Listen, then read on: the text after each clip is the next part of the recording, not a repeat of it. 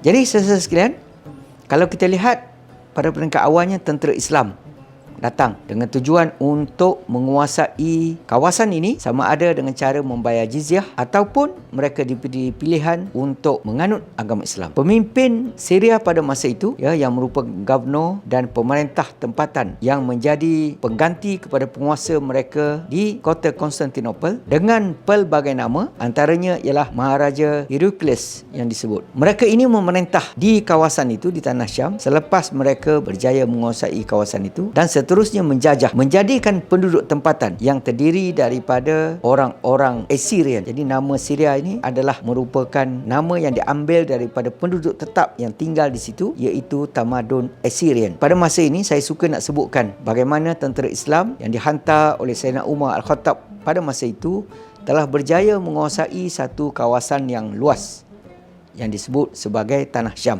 Walaupun tujuan utama tentera Islam masuk ke sini adalah untuk pengislaman, tetapi sebenarnya apabila mereka berada di sini, mereka dapati kawasan ini antara kawasan yang paling subur. Mereka mempunyai kekuatan dan pengalaman daripada siri-siri pemerintahan dan penjajahan pemimpin yang dahulu, sehingga membawa kepada kemenangan tentera Islam. Dan akhirnya kita dapati Muawiyah bin Abi Sufyan telah dilantik oleh Saidina Abu Bakar memimpin tentera dan seterusnya dilantik sebagai gubernur sehinggalah kepada pemerintahan Saidina Ali. Dan selepas daripada itu, yang lebih penting juga ialah tanah ini telah dijadikan sebagai ibu kota umat Islam yang kedua selepas daripada Madinah Al-Munawwarah. Jadi kita dapati apabila tentera Islam sampai ke Damaskus, mereka menguasai Damaskus, apa yang mereka lakukan ialah mereka bersedia untuk berkongsi rumah ibadat yang disebut sebagai Jami' Umawi itu dengan penduduk tempatan selama lebih daripada 70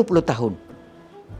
Dan apabila berlaku pertambahan umat Islam di kota Damaskus, di Dimashq, maka barulah diadakan perjanjian dengan pihak gereja. Gereja menyerahkan kawasan itu kepada umat Islam untuk dijadikan sebagai masjid yang disebut sebagai Jami' Umawi pada masa ini. Dan pada masa yang sama juga, pemimpin Islam berjanji selagi mana mereka memimpin di tanah Syam, mereka tidak dibenarkan untuk menghapuskan merosakkan mana-mana gereja yang terdapat di kawasan Syam.